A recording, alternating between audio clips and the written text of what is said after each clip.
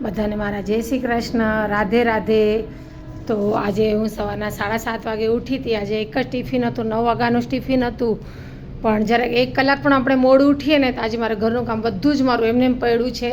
હમણાં હું જઈશ ગાયને ઘાસ ખવડાવવા માટે.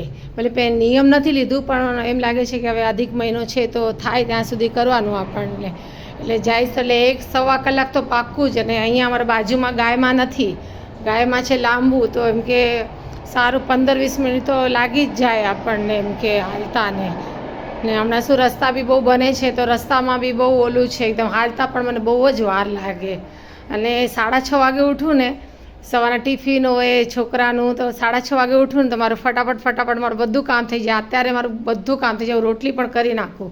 અત્યારે જો મારી રોટલી પણ બાકી છે અને 1:30 વાગે બધાને જમવા પણ જોશે. તો હવે હું ફટાફટ જાઉં છું ને ફટાફટ હું આવીશ ફટાફટ. અને એમ લાગે કે હવે જરાક નીચે જાઉં છું તો કાંઈ ચીજ વસ્તુ હોય, કાંઈ ઘર માટે કાંઈ જોતું હોય તો એ પણ હું લઈ આવું કરીને. બસ કાંઈક આજની સવાર મારી કાંઈક આવી છે. બસ મારા વિડીયોને લાઈક કરજો, શેર કરજો, સબસ્ક્રાઈબ કરજો અને મને સપોર્ટ કરજો.